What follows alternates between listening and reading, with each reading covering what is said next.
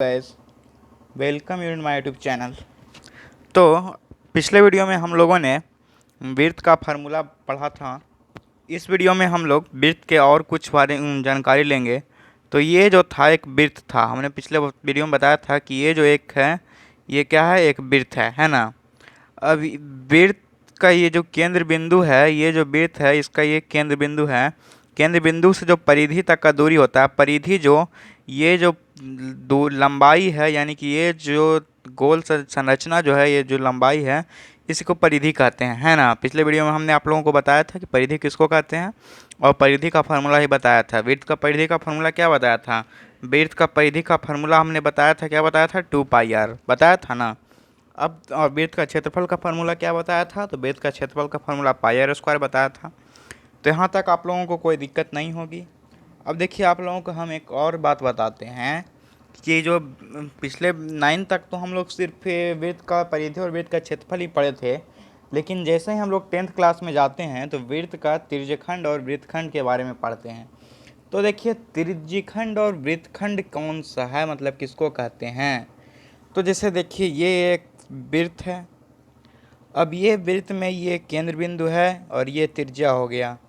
अब ये जो यहाँ पर ये जो एक संरचना लिया जाता है इसी को वृत्तखंड कहा जाता है, और ये जो एरिया है इसको वृत्तखंड का क्षेत्रफल बोला जाता है। तो ये सब फार्मूला आप लोग अभी उतना नहीं, सभी त्रिज्याखंड पढ़ना है। फिर देखिए, त्रिज्यखंड किसको कहते हैं? ये तो हो गया वृत्तखंड, ये हो गया वृत्तखंड, ये पूरी लंबाई समझ गए, वृत्तखंड। उसके बाद त्रिज्यखंड किसको कहते हैं? त्रिज्यखंड देखिए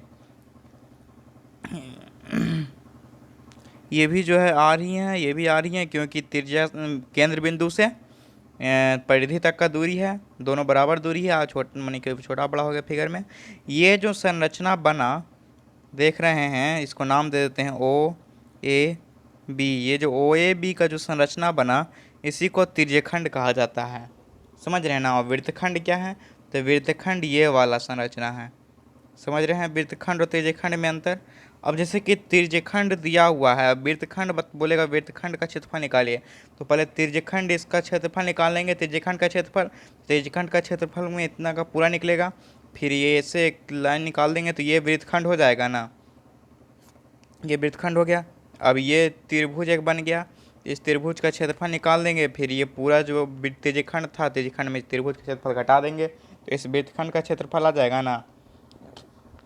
आ गया समझ में? देखिए, फिर से हम आप लोगों को बता देते हैं त्रिज्यखंड और वृत्तखंड।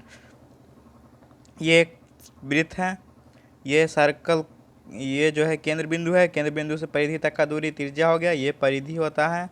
आप लोगों को पिछले वीडियो में हमने बताया था केंद्र बिंदु, और फिर ये हो गया। तो ये जो संरचना बना, ये जो संरचना बना इसी को त्रिज्यखंड कहा जाता है। देख रहे हैं ना, शंकु के जैसा एक संरचना बना, लट्टू के जैसा, उसी को क्या कहते हैं? तो इसी को त्रिज्यखंड कहते हैं। और वृत्तखंड किसको कहते हैं? ये एक वृत्त हो गया, ये केंद्र बिंदु से परिधि तक का दूरी त्रिज्या हो गया, कहीं भी से दूरी ले लिए, ये जो है वृत्तखंड हो गया। अब देखिए, ये जो है वृत्तखंड हो गया। अब जो है इसमें लघु वृत्तखंड और दीर्घ वृत्तखंड का बात आता है। अब देखिए, लघु वृत्तखंड किसको कहेंगे? तो ये देखिए, ये वाला छोटा एरिया है और ये वाला पूरा बड़ा एरिया है, तो छोटा को लघु बोलते हैं और बड़ा को दीर्घ बोलते हैं।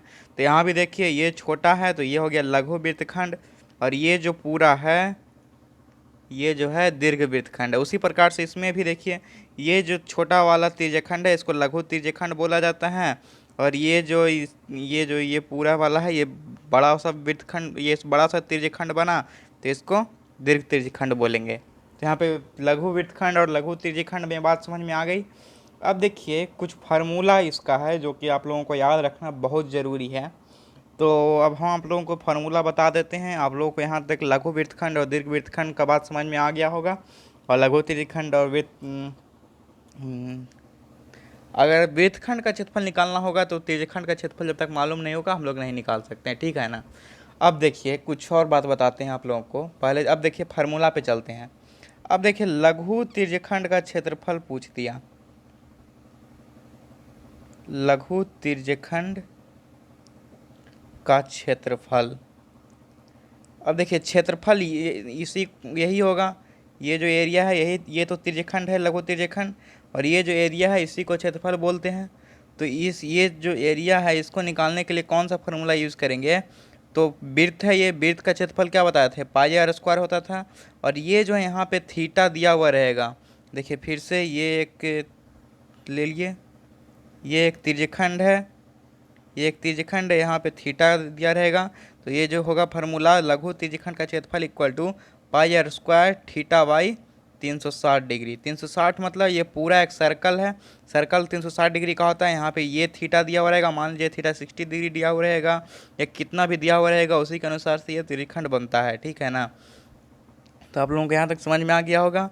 तो लघु त्रिज्यखंड का क्षेत्रफल क्या हो गया? पाई आर स्क्वायर थीटा बटे 360। अगर दीर्घ त्रिज्यखंड का क्षेत्रफल पूछ देगा तो क्या होगा? दीर्घ त्रिज्यखंड का क्षेत्रफल, तो दीर्घ त्रिज्यखंड का क्षेत्रफल इक्वल टू क्या हो जाएगा? पूरा वृत्त है, वृत्त का क्षेत्रफल माइनस लघु त्रिज्यखंड का क्षेत्रफल कर देंगे तो निकल जाएगा ना दीर्घ वृत्तखंड का क्षेत्रफल, सॉरी दीर्घ त्रिज्यखंड का क्षेत्रफल। वृत्तखंड तो ये वाला था, इसके लिए तो बताएं ही अभी आप लोगों को कि त्रिज्यखंड का क्षेत्रफल निकाल लेंगे, फिर इस त्रिभुज का क्षेत्रफल निकाल लेंगे, ठीक है। तो लघु त्रिज्यखंड का क्षेत्रफल निकालना आ गया। कैसे निकालेंगे लघु त्रिज्यखंड का क्षेत्रफल? तो लघु त्रिज्यखंड ये वाला है, लघु त्रिज्यखंड का क्षेत्रफल का फॉर्मूला क्या है? पाई स्क्वायर थीटा बाई 360, ठीक है। थीटा मान लीजिए दिया हुआ रहेगा, और आर जो है ये भी आ रही हैं, ये भी आ रही हैं, तो आर दिया हुआ रहेगा तो फिर इस फार्मूला पर लगा देंगे, आप लोग बना लीजिएगा। तो अब देखिए लघु त्रिज्यखंड का क्षेत्रफल तो आप लोगों को समझ में आ गया।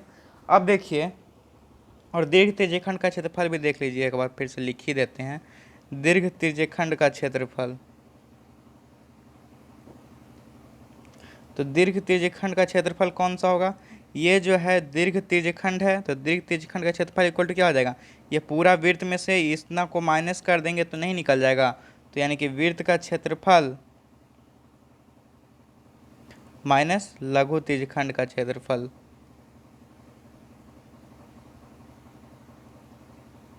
हो जाएगा ना। अब फार्मूला लगा दिए, वृत्त का क्षेत्रफल जाता है पाई आर स्क्वायर माइनस लघु त्रिज्यखंड का क्षेत्रफल पाई आर स्क्वायर थीटा बटे 360। तो क्या हो जाएगा? Pi r square into 1 minus theta बटे 360, हो गया ना। अब देखिए यहाँ तक तो आप लोगों को समझ में आ गया होगा। अब देखिए लघु त्रिज्यखंड का क्षेत्रफल निकाले। अब लघु त्रिज्यखंड का परिधि या फिर बोलिए त्रिज्यखंड के संगत चाप की लंबाई। तो देखिए नॉर्मली इसको हम लोग त्रिज्यखंड का परिधि भी बोलते हैं। तो लघु त्रिज्यखंड का परिधि, लघु त्रिज्यखंड का परिधि या फिर लघु त्रिज्यखंड का संगत चाप की लंबाई, संगत चाप की लंबाई उसी को बोलते हैं, इसी को परिधि भी बोल सकते थे या परिमाप। तो इसका क्या हो जाएगा? परिधि का एक वृत्त ले लिए, ये जो हो गया, ये हो गया लघु त्रिज्यखंड, लघु त्रिज्यखंड हो गया। अब इसका जो है संगत चाप की लंबाई यानी कि पूरा का जो लंबाई है यानी कि परिधि, तो ये जो था पूरा 2 पाई आर बताए थे आप लोगों को, पूरा वृत्त का परिधि 2 पाई आर बताए थे। यहाँ पे ये थीटा दिया हुआ रहेगा, तो क्या हो जाएगा? थीटा बाई 360, 360 उसमें भी था। तो क्या सिर्फ क्या अंतर हुआ कि अगर लघु त्रिज्यखंड का संगत की चाप की लंबाई या फिर परिधि पूछ रहा है तो 2 पाई आर, परिधि का 2 पाई आर और थीटा बाई 360 अलग से लगा देंगे। तो क्या हो जाएगा? 2 पाई आर थीटा बटे 360 फार्मूला बन गया। यही फार्मूला आप लोगों को याद रखना है, किसमें? लघु त्रिज्यखंड का संगत चाप की लंबाई या फिर परिधि में, ठीक है ना। क्या हो जाएगा फार्मूला? 2 पाई आर थीटा बटे 360। और फिर अगर लघु त्रिज्यखंड का क्षेत्रफल का फार्मूला पूछ दिया तो पाई आर स्क्वायर वृत्त का क्षेत्रफल होता है, और त्रिज्यखंड बोल दिया तो थीटा बटे 360 लगा दिए, थीटा ये दिया हुआ रहेगा ये। तो आप लोगों को समझ में आ गया लघु त्रिज्यखंड का क्षेत्रफल पाई स्क्वायर थीटा बटे 360 और लघु त्रिज्यखंड की संगत चाप की लंबाई या फिर लघु त्रिज्यखंड का परिधि बराबर 2 पाई आर थीटा बटे 360। और वहीं पूछ देता दीर्घ वृत्तखंड का क्षेत्रफल, तो क्या होगा? सॉरी त्रिज्यखंड का क्षेत्रफल, क्षेत्रफल नहीं, परिधि या संगत चाप की लंबाई, दीर्घ त्रिज्यखंड की संगत चाप की लंबाई,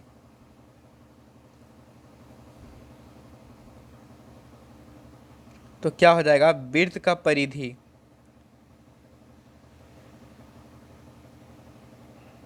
माइनस 2 पाई आर थीटा बटे 360। तो कितना हो जाएगा? वृत्त का परिधि 2 पाई आर और इसका 2 पाई आर थीटा बटे 360। तो क्या हो जाएगा? 2 पाई आर कॉमन हो जाएगा, तो ये 1 माइनस थीटा बटे 360। अब वहाँ पे देखिए वृत्त लघु त्रिज्यखंड के क्षेत्रफल में दीर्घ त्रिज्यखंड का क्षेत्रफल क्या था, पाई आर स्क्वायर इंटू 1 - थीटा/360। यहाँ पे दीर्घ त्रिज्यखंड की संगत चाप की लंबाई equal to 2 pi r 1 into 1 - थीटा/360। समझ गए किस प्रकार से फार्मूला बना है।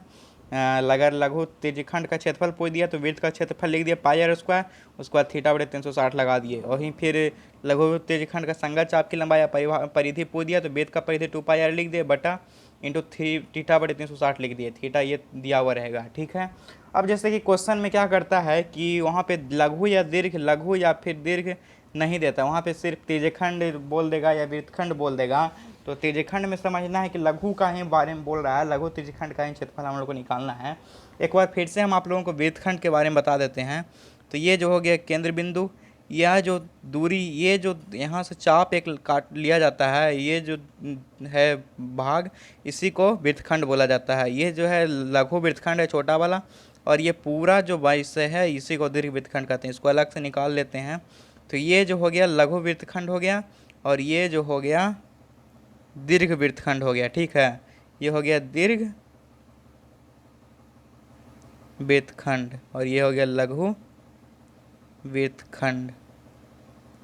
अब त्रिज्यखंड के बारे में भी बता देते हैं। ये एक ले लिए, ये यहाँ से इस प्रकार से ये जो कटेगा, ये जो है छोटा वाला, इसी को लघु वृत्त त्रिज्यखंड कहेंगे। देखिए इधर काट के निकाल देते हैं। ये हो गया लघु त्रिज्यखंड। फिर ये जो इधर से